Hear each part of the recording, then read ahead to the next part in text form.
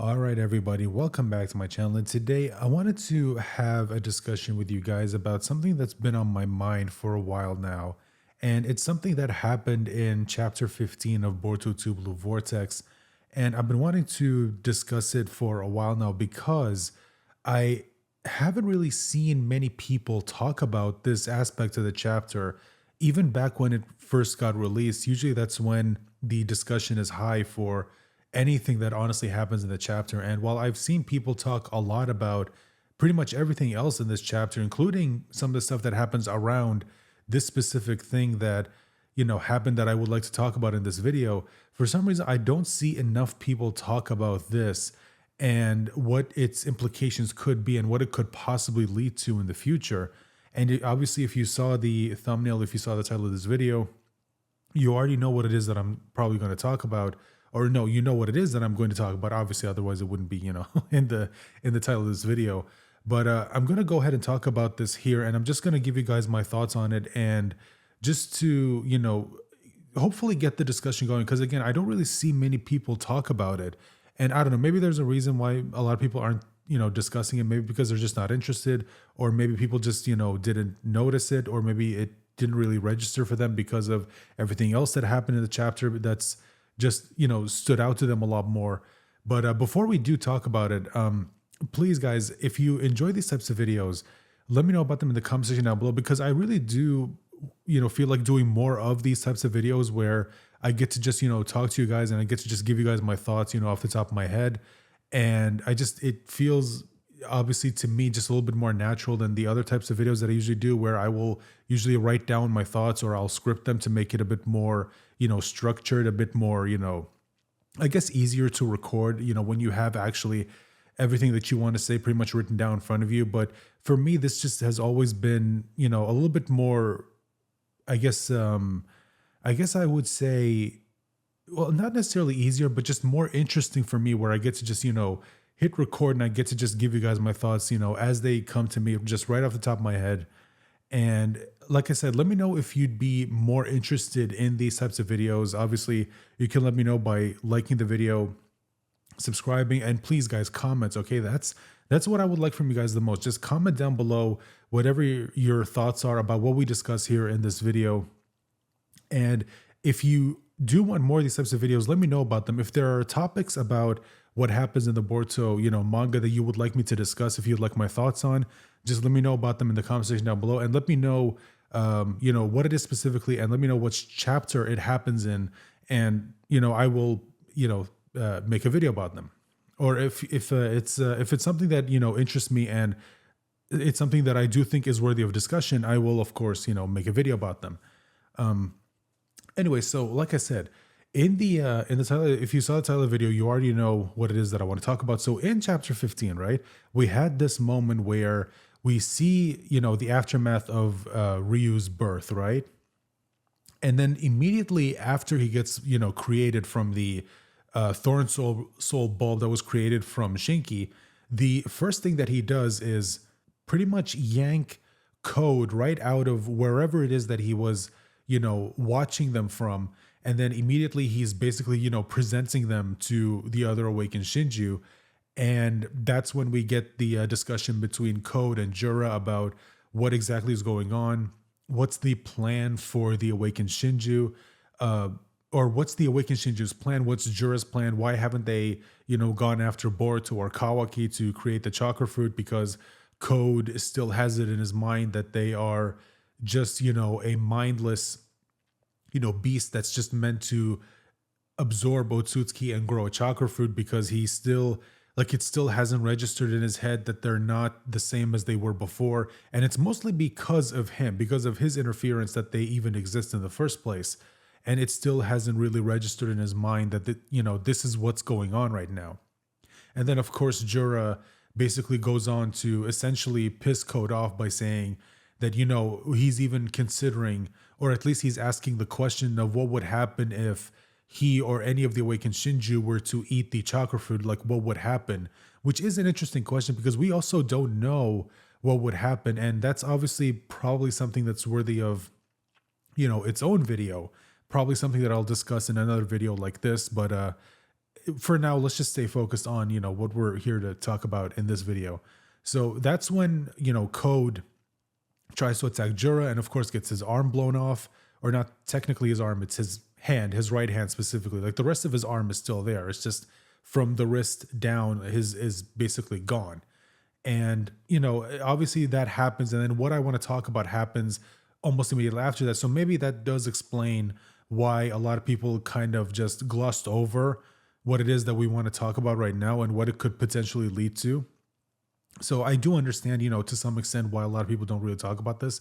But the thing that I want to talk about is that after this has happened, and after Jura does the whole thing of giving Code something to do, which is to go after Boruto, and he doesn't know it's him yet, but he tells him to go after Kashin Koji because he knows Boruto is working with someone. That's how Boruto has all this information, because someone's giving it to him. And, as Code is leaving, there's a panel immediately after Code leaves, and immediately after Code gives the warning that he gives them about how he'll be the one who gets the last laugh. Immediately it cuts to a panel of Hidari. And the thing that I do want to talk about again is the possibility that this is setting up a possible future confrontation between Hidari and Code. Because obviously you wouldn't draw it this way. You wouldn't set up the panels in this specific way unless you were possibly hinting towards something. You wouldn't have a panel where Code, as he's leaving, and you make it draw, or you draw it as ominously as you possibly can, and you have him give this warning to the Shinjuu about how he'll be the last one standing. And then instead of cutting to Jura, because that's who Code is speaking to, it immediately cuts to Hidari and it shows the speech bubble where it's got the three dots, which is usually done to show that a character is thinking. And considering, again, this is coming right after Code's warning, I think we can assume that he's thinking about what Code just said. And I can't help but wonder if maybe this is leading to something that we're going to see in the future. And like I said, I think it might be a possible confrontation between Code and Hidari. And the reason why I think that this would work in a story, and it's something that a lot of people, probably the reason why they didn't think of it, or another reason why they didn't think of it, is usually whenever they think about Hidari, obviously they think about Sasuke, and Hidari, obviously he made it clear that his target is Sarada. And so anytime people think about Hidari, they just immediately think about his inevitable confrontation with Sarada. And that's really probably the thing that's on the forefront of their mind whenever they think about Hidari in any way, about what his role in the story is going to be. And honestly, for me personally, while I do think that is going to happen, I do think we are going to get a future confrontation between Hidari and Sarada. I do think that is going to happen. The story has pretty much set it up that way. But that doesn't mean that it's going to be the only thing we're going to see from him.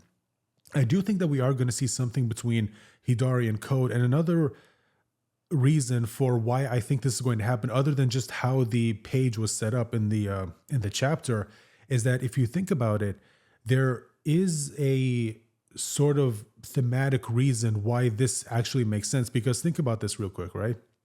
Hidari was made using Sasuke's chakra, and we've seen throughout the story so far that the awakened Shinjuu do adopt characteristics from the people that they were made from. Now, obviously, again, that doesn't mean that they are the same as the person that they were made from, just that they have their characteristics. For example, in this same chapter, again, literally right before, or not literally right before, but a little bit before this happens, the moment that I'm talking about where it cuts to Hidari, we had a moment where Bug was looking at Code after he got his arm blown off by Jura, and he talks about how he doesn't know why he feels so much joy seeing Code suffer. Now we know why, because, or sorry, I said Bug, it's Mamushi. I keep forgetting his name is Mamushi. I don't know why, I still think of him as Bug. But we saw Mamushi feeling joy, and he even said that he doesn't know why he feels that way whenever he sees Code suffer. Now we know why, because Mamushi was made using Bug, and Bug obviously was not a fan of Code, because Code is essentially the reason why Bug is even in the situation that he's in. Bug tried to warn Code from the beginning, don't release Ada, it's a bad idea. Code didn't listen to him, and essentially that action by Code is what led to a lot of the stuff that we're seeing now even happening in the first place. It's all because of Code's actions, you know? And so it's understandable why Bug was not a fan of Code and probably wanted to see him suffer. But obviously, at the time, he couldn't do anything because Code was just way stronger than him and could kill him whenever he wants. But now Mamushi, who was made using Bug, is essentially, in a way, sort of giving Bug what he wanted, which is to see Code suffer. So if you think about it in a way, Bug is sort of living vicariously through Mamushi. Sorry again if I keep confusing between the two. So when you think about that, it wouldn't be that much of a stretch to think that Hidari also inherited some of Sasuke's own characteristics. Now, we know from chapter 5 of Boruto 2 Blue Vortex, the flashback that we got at the beginning, that Sasuke, before he and Boruto came into contact with Code and had that big battle that led to Sasuke being trapped into the tree, presumably by being bitten by the claw grimes, or one of the claw grimes, excuse me. Sasuke told Boruto that he's been getting this feeling, or his instincts, in a sense, are telling him that there's something happening, and it would essentially be up to Boruto and Sarada to be the ones to solve it, essentially. That's what he said. And this isn't the first time that we've seen in the story Sasuke basically saying that his instincts are telling him to do something, and those instincts usually end up being right. And his instincts told him to essentially take Boruto with him to the dimension, or to Momoshiki's dimension, in order to save Naruto. And while yes, that action did lead to Boruto getting the karma, if Boruto never got the karma, he never would have been, transformed genetically into Otsutsuki, which wouldn't have made him immune to omnipotence when it eventually got casted, which means Boruto was there to essentially fight to save the world. So in a way, Sasuke's instincts did sort of lead to Boruto being here in order to be able to, actually save the world when all of this inevitably ended up happening. Now, it would not be, again, that much of a stretch to say that Hidari possibly gained the same instincts that Sasuke had.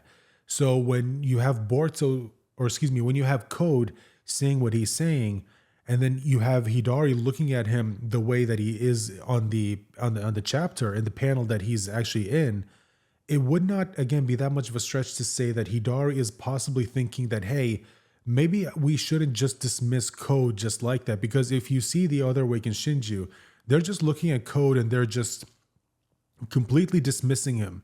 They're like, oh, he's nothing, he's whatever. And even Ryu later on is essentially talking about how, hey, can I just kill him next time? And then Jura's like, yeah, sure, whatever. But for now, just prioritize whatever your instincts are telling you. And they immediately just move on from what Code just told them, that warning that he gave him. Now, again, it's understandable because even the fan base, a lot of the fan base thinks of Code the exact same way. They just completely dismiss him. And honestly, a lot of the time I basically do the same thing with Code. I just dismiss him because he's just like, whatever, who cares about him, But it is possible that, again, having the chapter cut to Hidari and him having the look that he has on his face and the speech bubble that shows that he's thinking with the 3 dots, it would not surprise me that this is the story basically telling us that Hidari is specifically paying attention to what Code said. And since Hidari is, again, made up of Sasuke's chakra, and since we know that the Awakened Shinjuu inherited characteristics and abilities of the people that they were made from, it would not be a surprise if later on in the story, Hidari were to confront Code, because he's like, maybe I should actually get rid of you. Maybe the others might look at you as a joke, and maybe you are a joke, but I'm still going to get rid of you, because why even take the risk, Because if you think about it, Code, again, he's not weak. It's just that he conveniently goes up against people who are either as strong or stronger than him, which is why he always looks so bad. But Code is not weak. And Jura even points out that he even points out in this chapter, that Code essentially is the reason why these Awakened Shinjuu even exist. Like, what he did was no small feat by splitting the chakra of the Ten Tails into the many pieces that he made it into. I mean, Ada even said that he made thousands of them. So that's no small feat. So again, Hidari having these instincts that are telling him not to take code lightly, again, wouldn't be that much of a stretch since that would be something he would inherit from Sasuke. And so, is it really, again, that much of a stretch to say that the story is setting up a possible confrontation between Hidari and Code? Who knows? Maybe that's why we haven't seen Hidari yet, because obviously Ryu is fighting against Sarada, Araya, Yodo, Mitsuki, and or no, yeah, those four, excuse me. He's fighting against those four. And Mamushi, we were told that he was in the hideout, but we weren't specifically told that, or notice how Koji didn't say specifically where Hidari was.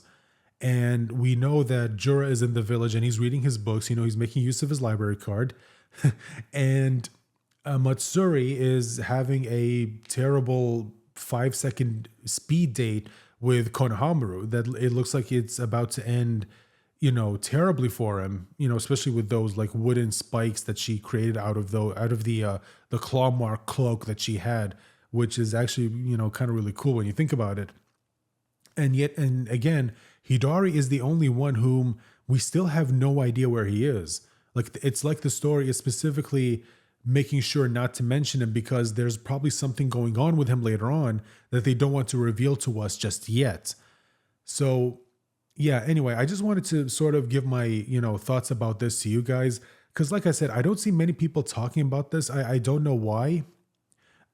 Whatever your thoughts are, guys, let me know about them in the comment section down below. And like I said, if you enjoy these types of videos where it's more of just, you know, us, you know, having a discussion about something that happened in the Boruto manga and, you know, just giving you guys my thoughts and, you know, throwing the question to you guys, what do you think is going to happen? You know, am I onto something? Do you guys think that I'm just reading too much into it? Or do you think this is nothing? Whatever your thoughts are, just let me know about them in the comment section down below.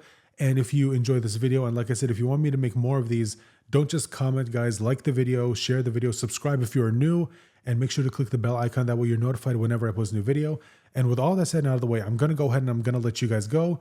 Thank you guys so much. And I hope to see you guys for whatever my next video is. Bye for now.